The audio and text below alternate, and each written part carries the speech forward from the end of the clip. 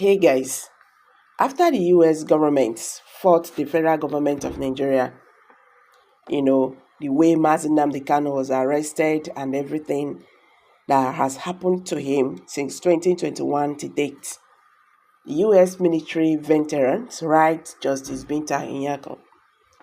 The letter, which was signed by Chief Dr. Sylvester Onya and Dr. Gosson Obiago, Harvard President and Secretary respectively, urged the presiding judge to obey the Supreme Court judgment on Kanu, who they described as prisoner of conscience. Concerned about the ongoing detention and the decline health of the leader of the indigenous people of Biafra, IPOB Nnamdi Kanu, the American military veterans of Igbo descent have penned a letter to Justice Binta Nyako of the Federal High Court in Abuja, urging for his release. The letter, which was signed by Chief Dr. Sylvester Onya and Dr. Gosson Obiago, Harvard President and Secretary respectively, urged the presiding judge to obey the Supreme Court judgment on Kanu, who they described as prisoner of conscience. This is coming less than 1 week that IPOB accused the judge of bias and asked him to hands off from Kanu's trial. The US military veterans expressed worry over the judge's refusal to grant Kanu's bail application and plea to be transferred to the correctional center instead of the solitary confinement at the Abuja headquarters of the Department of State Service DSS, where he has been held since June 2021 following his extraordinary rendition from Kenya. The letter made available to Vanguard reading part. The judge's refusal to comply with the Supreme Court judgment and the lack of willingness to interpret the Constitution fairly are truly embarrassing and humiliating for the judiciary system, Nigeria, and the whole world. Nnamdi Kanu should have been taken to a correctional center, not kept in a federal government privately owned detention center where his conversations with his lawyers and family members are always monitored.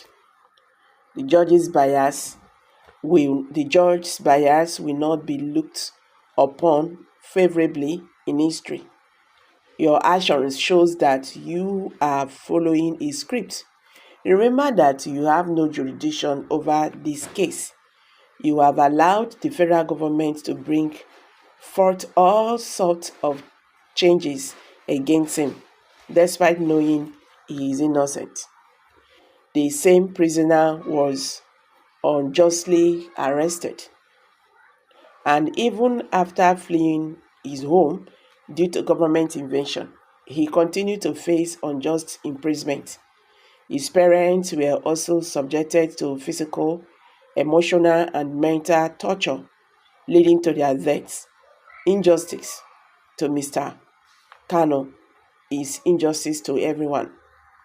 Court of Appeal sitting in Abuja had last year discharged Kanu of all terrorism count of charge against him by the federal government and had ordered his immediate or conditional release.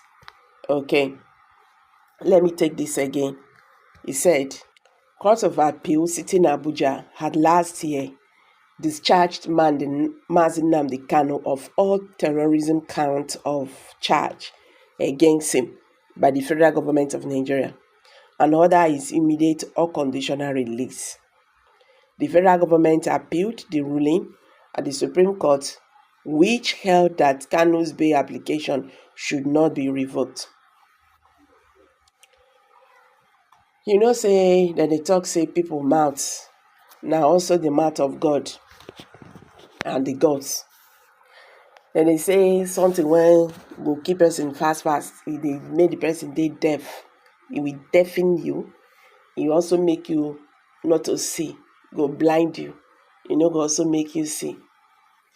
You see this matter, Nnamdi Kanu's matter, I don't know what the Nigerian government is trying to gain from this. I don't talk this matter and I say, okay, make we just forget, say, Kanu, they don't like him. He committed crimes against the Nigerian government, and still the same Nigerian court says, hey, leave him alone, let him go. Because of the way you've treated him and everything, let him go. And we are still holding him. So that means there is more to what is going on in his case. That one is let just push that one aside. And now talking about Southeasterners who are now facing wahala because of Nnamdi Kanu's, detention and everything. So the federal government cannot even use, because of those people, those Southeasterners, and say, okay, let peace reign and allow this man to go. See, you see peace, it's very easy to get. Now wahala they cause more problem.